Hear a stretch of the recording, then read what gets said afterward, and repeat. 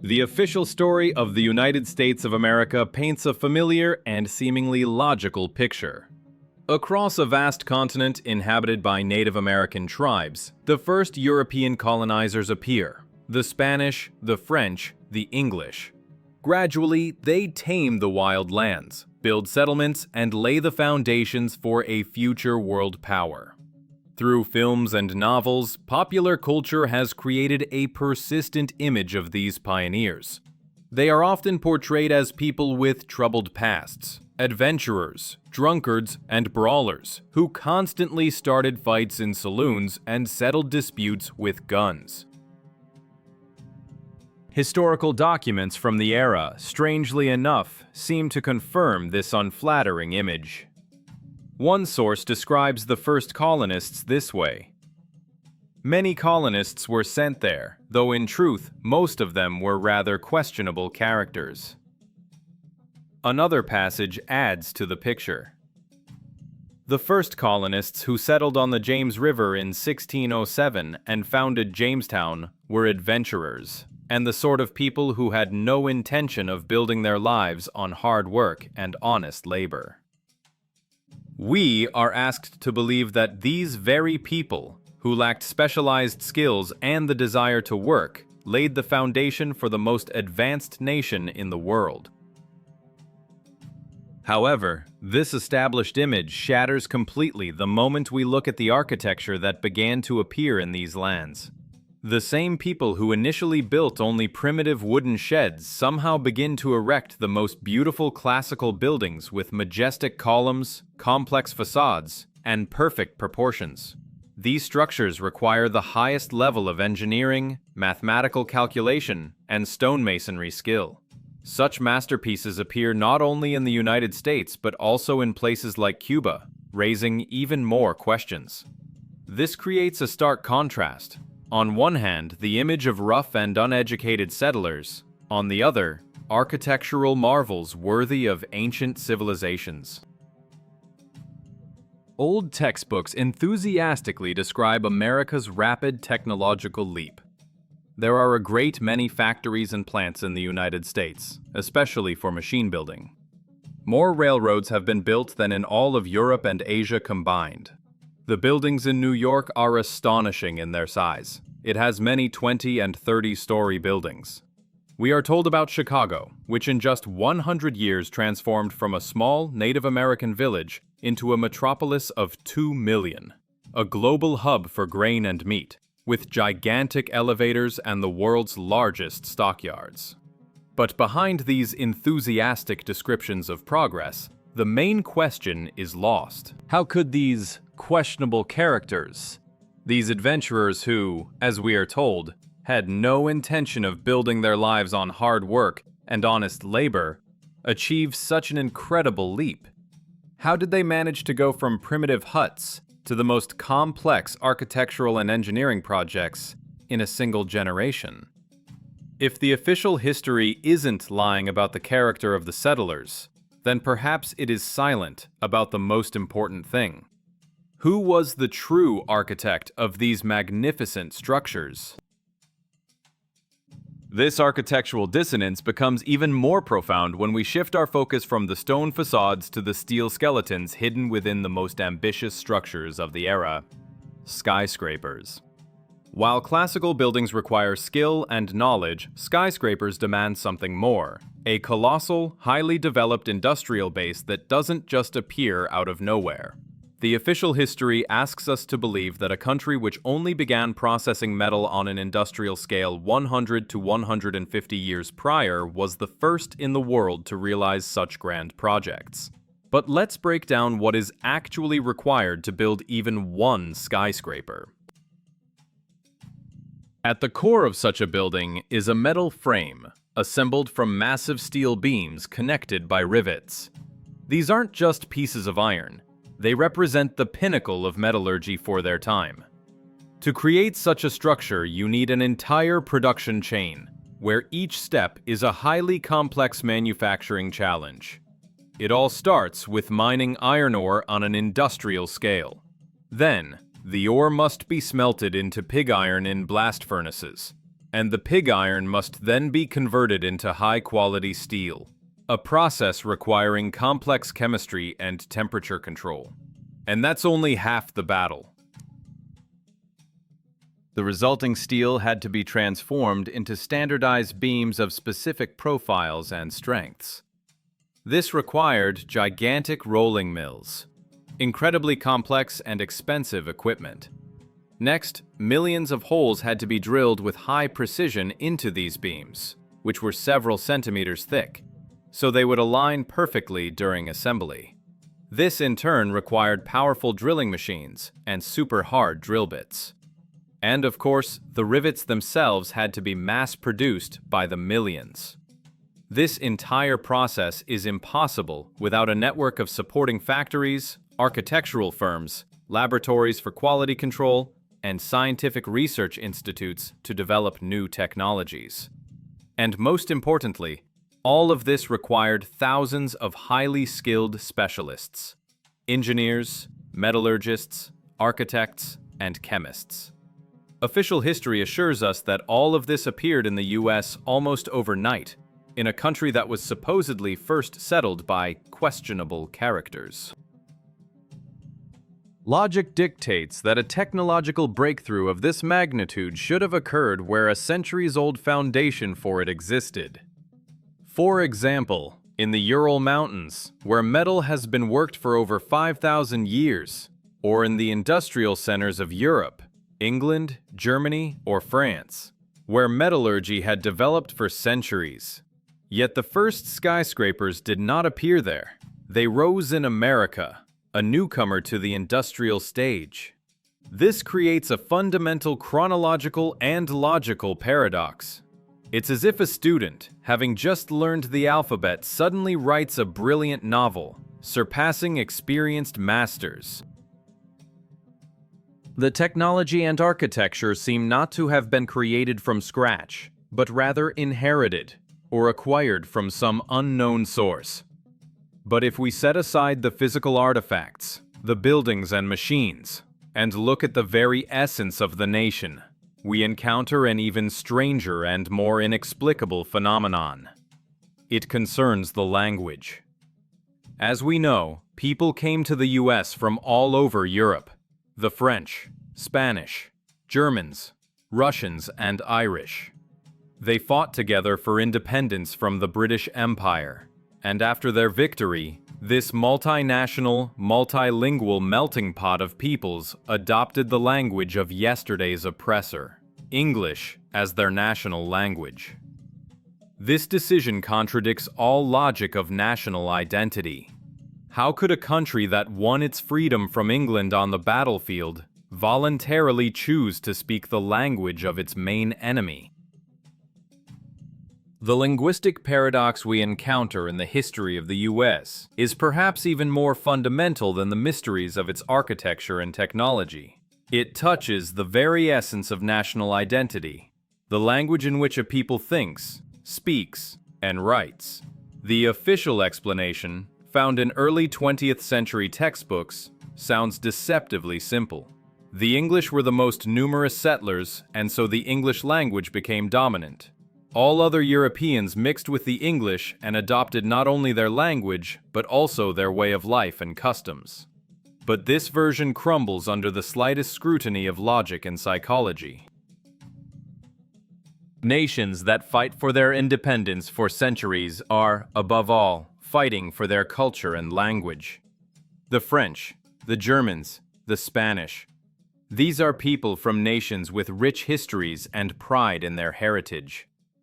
To imagine that upon setting foot on new soil and shedding blood for freedom from the British Crown, they would voluntarily and en masse abandon their native tongues in favor of their recent enemy's language is to ignore human nature itself. History is full of examples where peoples, even facing total annihilation, cling to their language as the last bastion of their identity. Yet here, we are asked to believe the opposite occurred. A voluntary cultural surrender at a moment of supreme patriotic fervor. This paradox becomes even sharper when we consider the conditions where mutual understanding is a matter of life and death. The battlefield of the Revolutionary War. The colonial army was precisely that melting pot of different peoples. Picture a battle.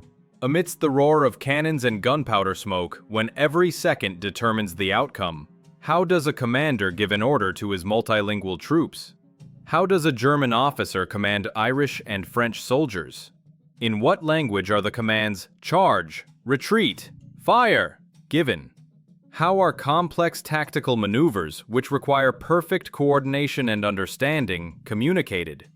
The idea that they communicated with hand gestures or a primitive pidgin language is simply untenable in a military context. An effective army is a single organism, and its nervous system is a set of clear commands understood by all.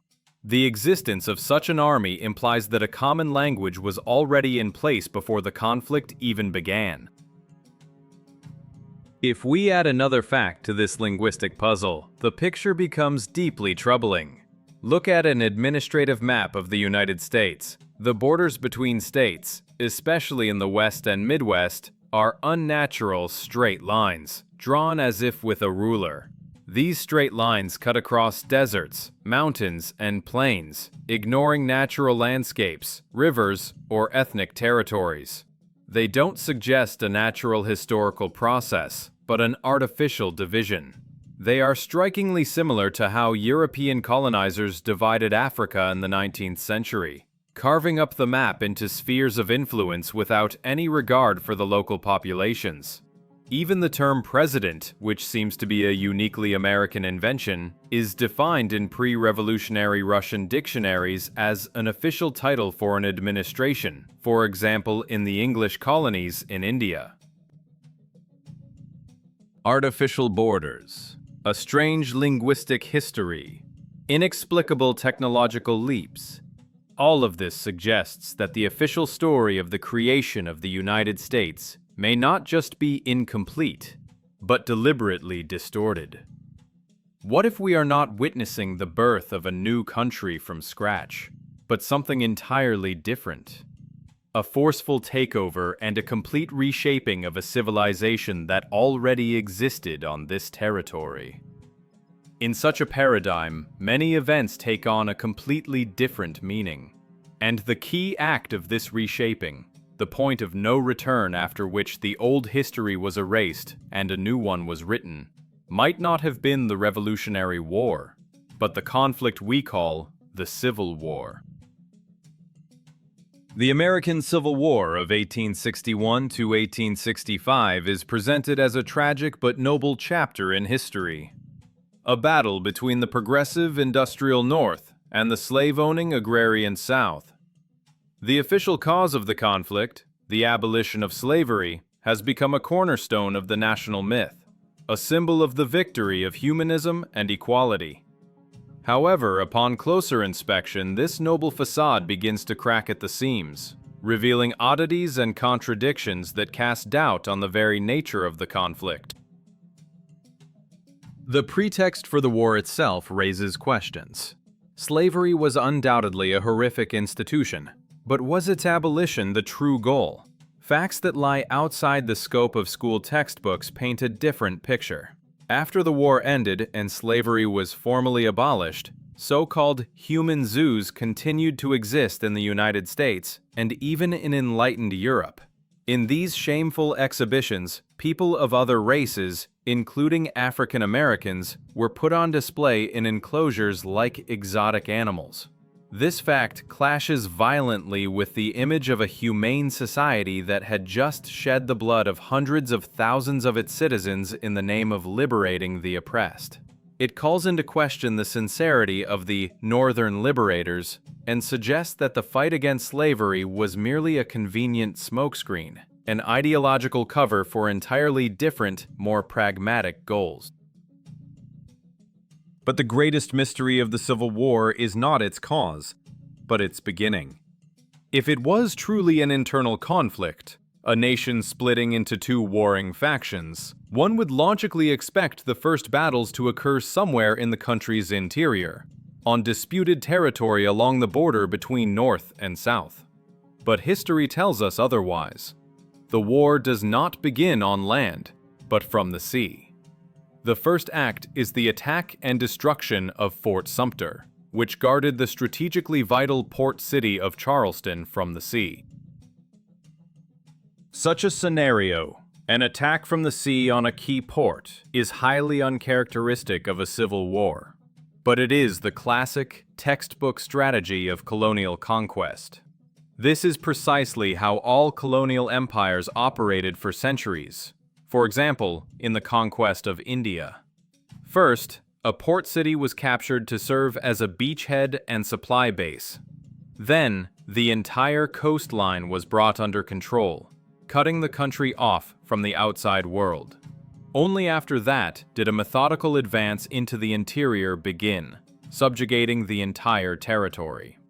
The beginning of the American Civil War follows this pattern with frightening accuracy. It looks less like an internal conflict and more like an external intervention, an invasion to conquer an entire nation. After the destruction of Fort Sumter, Charleston itself was devastated, officially by a fire. But what happened to the fort demands separate consideration. We are told that this powerful fortress, with walls several meters thick, was destroyed by artillery bombardment. It was shelled by cannons firing balls filled with simple black powder. However, the ruins of Fort Sumter tell a completely different story. They show a degree of destruction utterly inconsistent with the capabilities of mid-19th century artillery. Even modern NATO shells packed with powerful explosives cannot always inflict such damage on ancient stone fortifications. The walls of the Brest Fortress, which were hit by 1.5 and 2-ton aerial bombs, bear the scars of immense destruction. But even they were not obliterated in the way Fort Sumter was. The official version of powder-filled cannonballs seems simply absurd when compared to what the fortress became. These ruins testify to the use of a weapon of incredible, monstrous destructive power, orders of magnitude greater than anything in the arsenals of the time. Looking at these remains, one cannot help but ask, what kind of force was unleashed in Charleston Harbor, and what weapon could have left such a mark? The discrepancy between the power of 19th century artillery and the scale of destruction at Fort Sumter is merely a prologue to a much more disturbing story. What happened to the fortress was not an isolated incident. It was just the first flash of a firestorm that would later sweep through the cities of the American South, leaving behind ruins that cannot be explained by the official narrative. After the fall of the fort, the city of Charleston was virtually destroyed. Then came the turn of Richmond, Virginia, the capital of the Confederacy. Officially, the city burned down in 1865. But the word burned is a deceptively mild term for the apocalypse that was unleashed there. City maps from that era exist, on which entire downtown blocks are marked in black as completely annihilated. But even these diagrams fail to convey the full horror. When we look at the aftermath of a typical city fire, even a massive one, we see a specific pattern. For example, in the burned-out city of Minsk from World War II, the shells of buildings remained standing. Wooden floors and roofs were gone, and internal walls had collapsed, but the main stone and brick structures largely survived. They are skeletons of buildings that could be rebuilt. In Richmond, however, we see something entirely different. Here, the shells themselves were obliterated. Of massive, multi-story stone buildings, only small fragments of walls remain, jutting out from a sea of pulverized brick and rubble. Entire streets were turned to dust. This is not the result of a fire where only flammable materials burn. This is the result of a colossal energy that pulverized stone and brick. The destruction was not limited to residential and administrative buildings. The railroad bridge connecting Richmond to the city of Petersburg was completely destroyed. All that remained were its stone piers, and the condition of these piers speaks volumes. The white stone they were built from had begun to crumble and flake, a direct result of exposure to a monstrous temperature, far exceeding that of a normal fire. Of the metal bridge deck and railway tracks, not a trace was left. It was as if they had vaporized. And the city of Petersburg itself, where this railway led, also appears in old photographs as the same kind of horrific ruins. To understand the abnormality of this destruction, we must compare it to the aftermath of 20th century wars, where far more powerful weapons were used. We have seen footage of an old fort in Yugoslavia shelled by modern NATO projectiles. Yes, there is damage, but the walls are generally intact. We have seen the ruins of Stalingrad and Dresden, wiped from the face of the earth by carpet bombing. The destruction there was monstrous, but even in that hell, the skeletons of buildings and large structural fragments remained. What we see in Richmond and Charleston is qualitatively different. It is total annihilation, the transformation of matter into dust, which is characteristic not so much of a blast wave, but of an extremely powerful light and thermal radiation. The destruction of this scale and nature forces us to seek another explanation, one that goes beyond conventional 19th century warfare. The official story of a fire from a knocked-over kerosene lamp or a bombardment from primitive cannons looks like a clumsy attempt to hide the truth. The evidence of the ruins, the complete obliteration of stone buildings, their pulverization into rubble, the melting and vaporization of metal structures, the flaking of stone from extreme heat, all of this is frighteningly reminiscent of the effects of a tactical nuclear weapon. It is the only explanation that logically connects all the observed anomalies. But if that is the case, we are not talking about a civil war, but about the methodical destruction of cities using a weapon of mass destruction. It was an act of total cleansing. And if a highly developed civilization truly existed on U.S. territory and was annihilated in such a barbaric way, with its cities physically erased, the next question arises: would any hint of its existence have survived in the documents, books, and chronicles of the time? If the physical destruction of the cities was carried out so ruthlessly and methodically, it is logical to assume that the historical record was wiped just as thoroughly. The victors write history. That is an axiom. Any direct mention of a preceding civilization, its government, technology, and culture would have been removed and destroyed. However, it is impossible to erase memory completely.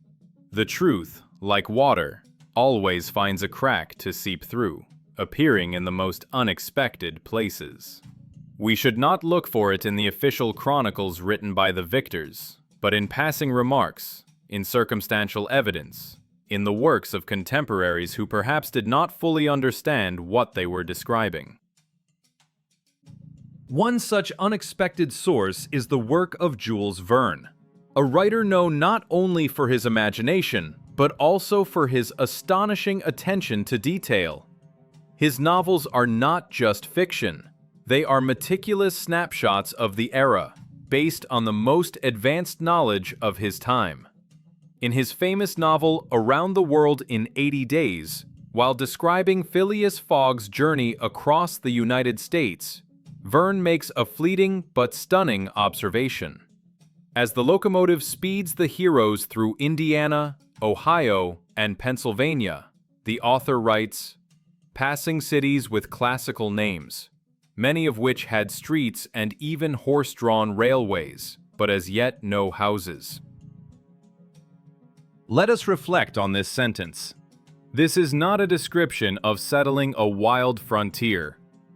Pioneers do not start by laying out streets and tracks in the middle of an empty field. They build houses which then form streets.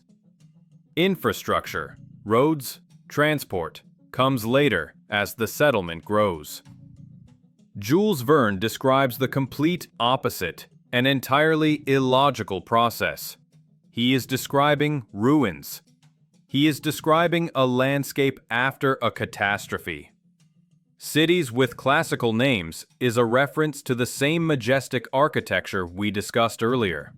Had streets and horse-drawn railways describes the skeleton of a city, its layout and transport network that remained after the buildings themselves were destroyed. But as yet, no houses is a direct indication that the city is empty, its residential and commercial buildings wiped from the face of the earth. And the horse-drawn railway is a detail that reveals decay.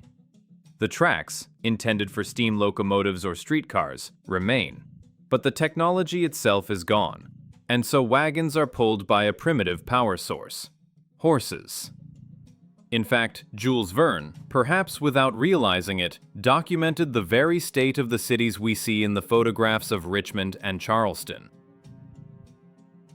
If fiction seems like unconvincing evidence, let's turn to a more serious source. A textbook titled History of Mankind, World History, published in St. Petersburg in 1903. In its description of the early colonization of North America, we find equally strange passages. When discussing the first French settlers, the author writes that they founded small settlements near Quebec. Notice the phrasing, near Quebec. This implies that Quebec already exists on the map as a known landmark, a pre-existing city next to which the newcomers are settling. They are not founding Quebec, they are settling near it. Even more revealing is another passage from the same textbook. They therefore moved back through Illinois and Des Plaines in the direction of Chicago. Again, the same pattern. Chicago is mentioned as the destination, an existing geographical location. One might argue that it refers to a small Native American village of that name. But this very textbook states a few pages later that French missionaries are only just beginning their work, and one of their goals is to accustom the Indians to a settled life, which directly harms the fur trade. So according to the textbook itself, permanent, settled Native American villages were only just beginning to appear at that time. How then could a major landmark named Chicago have existed, serving as the destination for an expedition? The pieces of the puzzle begin to form a coherent picture. On one hand, we have inexplicable architecture and technology. On another, a linguistic paradox and artificial borders. On a third, a civil war that looks more like an intervention with weapons of terrifying power. And finally, in the texts of the era, we find ghostly traces, passing remarks that describe cities with no houses and pre-existing metropolises where, according to the official version, there should have been only wild prairies. All of this leads us to the final, ultimate question. If this advanced civilization truly existed, if it was conquered and destroyed and its history rewritten, then what kind of state existed before the United States?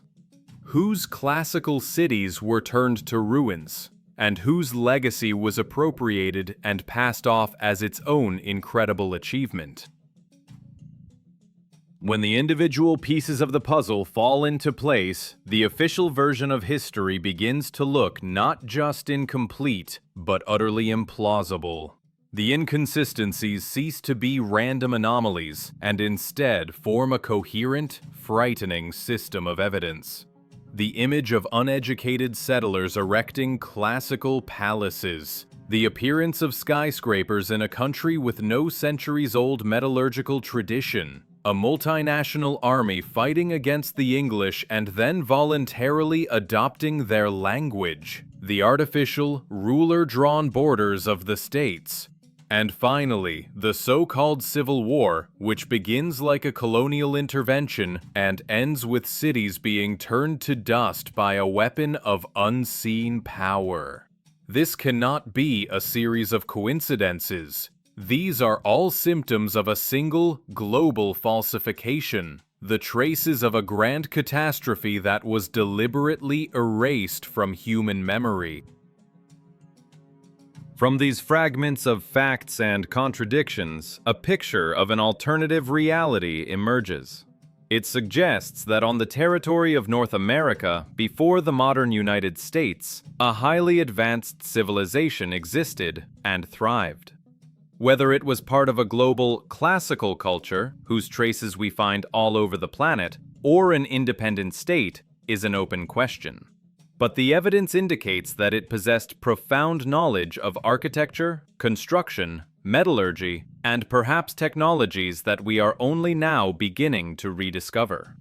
The cities that the first colonists described as pre-existing landmarks, Quebec, Chicago, were its legacy. The majestic buildings with columns which cannot be attributed to the first settlers were its creation. The developed infrastructure, including railway networks, the remnants of which Jules Verne witnessed, was its achievement. In this context, the events of the 19th century appear in a completely different light.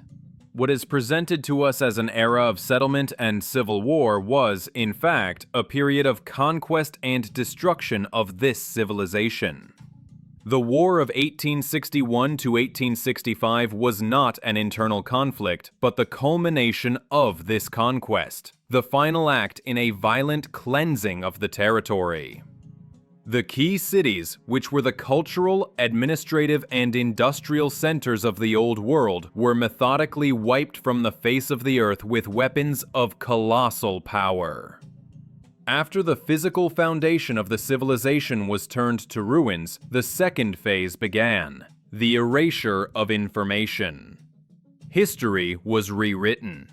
Heroes and events were fabricated, and the true timeline of events was hidden behind the myth of a wild frontier and brave pioneers. The modern United States was not built on empty land, but literally on the bones and foundations of its predecessor, appropriating its legacy and passing it off as its own miracle of progress.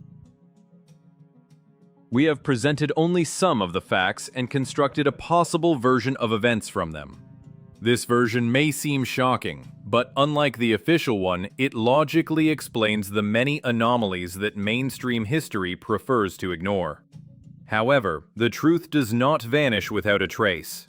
It has been preserved in the ruins they could not hide, in the old books they did not have time to edit, in the antique photographs stored in the archives of the Library of Congress. It awaits a careful researcher, one who is willing to cast aside imposed stereotypes and look at the past with an open mind. Study old maps. Compare photographs of cities before and after the official fires and earthquakes. Read the primary sources instead of their later interpretations. Perhaps then, a completely different picture will unfold before you. What if all the history we know is merely the newest, uppermost layer, beneath which lies another, far older, more vast, and more tragic reality?